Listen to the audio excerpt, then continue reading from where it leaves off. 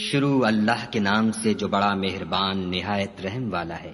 اے پیغمبر صلی اللہ علیہ وآلہ وسلم، لوگوں سے کہہ دو کہ میرے پاس وحی آئی ہے کہ جنوں کی ایک جماعت نے اس کتاب کو سنا تو کہنے لگے کہ ہم نے ایک عجیب قرآن سنا جو بھلائی کا رستہ بتاتا ہے، سو ہم اس پر ایمان لے آئے اور ہم اپنے پروردگار کے ساتھ کسی کو شریک نہیں بنائیں گے۔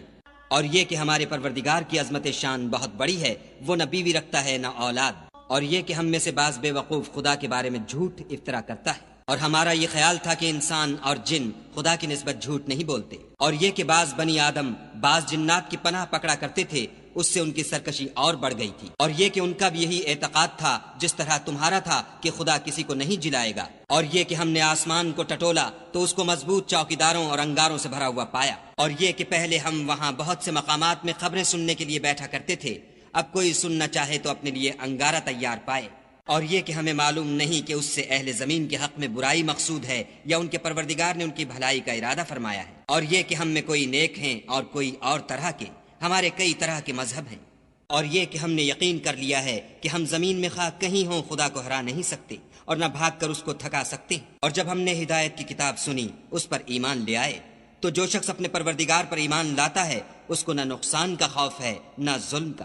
اور یہ کہ ہم میں بعض فرما بردار ہیں اور بعض نافرمان گناہ گار ہیں، تو جو فرما بردار ہوئے وہ سیدھے رستے پر چلے اور جو گناہ گار ہوئے وہ دوزخ کا ایندھن بنے۔ اور اے پیغمبر صلی اللہ علیہ وآلہ وسلم، یہ بھی ان سے کہہ دو کہ اگر یہ لوگ سیدھے رستے پر رہتے تو ہم ان کے پینے کو بہت سا پانی دیتے تاکہ اس سے ان کی آزمائش کریں، اور جو شخص اپنے پروردگار کی یاد سے منہ پھیرے گا وہ اس کو سخت عذاب میں داخل کرے گا، اور یہ کہ مسجدیں خاص خدا کی ہیں تو خدا کے ساتھ کسی اور کی عبادت نہ کرو، اور جب خدا کے بندے محمد صلی اللہ علیہ وآلہ وسلم اس کی عبادت کو کھڑے ہوئے تو کافر ان کے گرد ہجوم کر لینے کو تھے،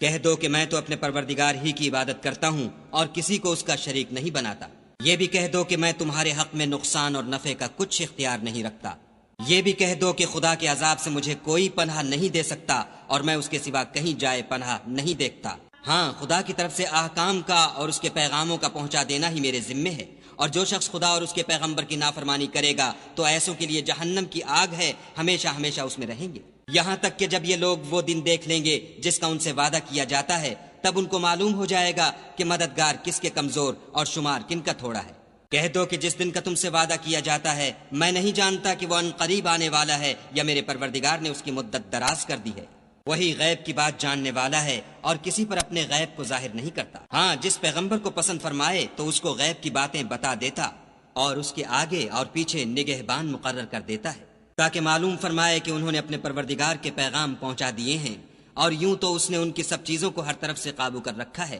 اور ایک ایک چیز گن رکھی ہے۔